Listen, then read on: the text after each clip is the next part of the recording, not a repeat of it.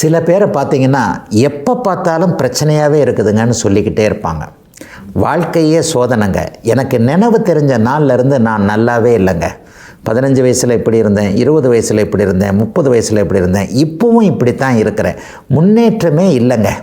மற்றவங்கள பாருங்கள், ஏற்று வீட்டுக்காரங்களை பாருங்கள், அவங்கள பாருங்கள், என் கூட படித்தவரை பாருங்கள், என் கூட பழகிறவங்கள பாருங்கள், என் கூட வேலை செய்கிறவங்கள பாருங்கள், எல்லாருமே ஜாலியாக சந்தோஷமாக நல்லா தாங்க இருக்கிறாங்க.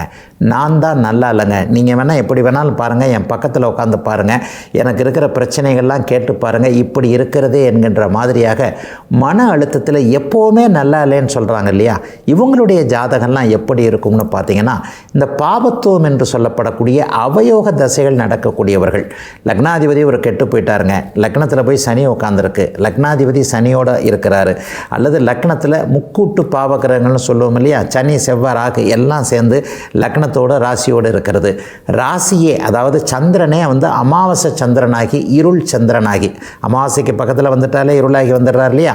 அவர் கூட சனி மாதிரி இருக்கக்கூடிய அமைப்புகள் எல்லாமே அடுத்தடுத்து அவயோக தசைகள்னு சொல்லப்படக்கூடிய லக்னத்தின் எதிர்த்தரப்பு கிரகங்களுடைய தசாபுக்தி அமைப்புகள் வந்துட்டாலே ஒருவர் எவ்வளவு தான் முயற்சி செஞ்சாலும் நம்ம கூட அவரை தப்பாக நினைப்போம். இந்த மனுஷனுக்கு எப்போ பார்த்தாலும் இதே புலம்பல் தான்ப்பா வேலை அப்படின்னு நினைப்போம். ஆனால் உள்ளுக்குள்ளே ஆராய்ந்து பார்க்கும் பொழுது அவர் எவ்வளவு பெரிய பிரச்சனைகளை சமாளித்து கொண்டு இருக்கிறார் அல்லது மனசுக்குள்ளேயே அழுதுகிட்டு இருக்கிறார்ன்றது தெரியும்.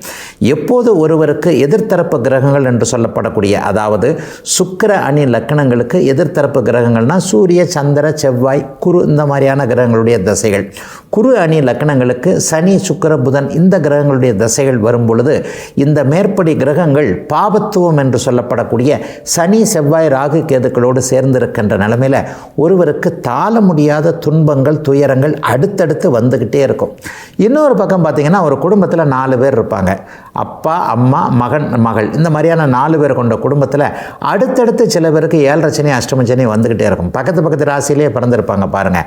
மேஷராசிக்காரராக இருப்பாங்க அப்பா, அதுக்கடுத்து ரிஷபராசிக்காரங்களா அம்மா இருப்பாங்க, அதுக்கடுத்து மிதுன ராசியில் ஒரு குழந்தை பிறந்திருக்கும், அடுத்து கடக ராசியில், இப்படி நேராக பக்கத்தில் 4 ராசி இல்லைன்னா கூட ஒன்று விட்டு ஒன்று இப்படியே பக்கத்தில் இருக்கும்போது ஒருத்தருக்கு 7 சனி ஆரம்பிக்கும், ஒருத்தருக்கு அஷ்டம சனி முடிஞ்சோன்னா இன்னொருத்தருக்கு அஷ்டம சனி நடக்கும்.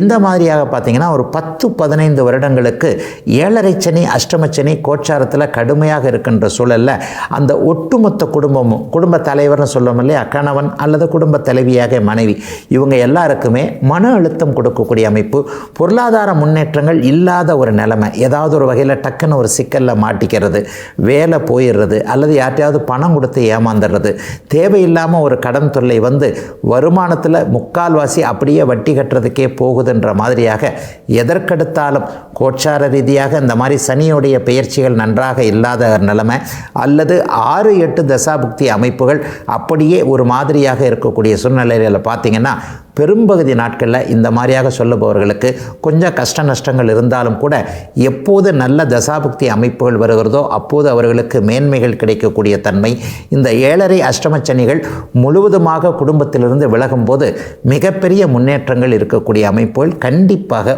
உண்டுங்க.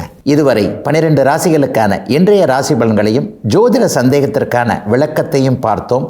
மீண்டும் நாளை காலை இதே நல்ல காலம் பிறக்குது நிகழ்ச்சியில் உங்களை சந்திக்கும் வரை உங்களிடமிருந்து விடைபெற்றுக் கொள்வது உங்கள் ஜோதிடர் ஆதித்ய குருஜி.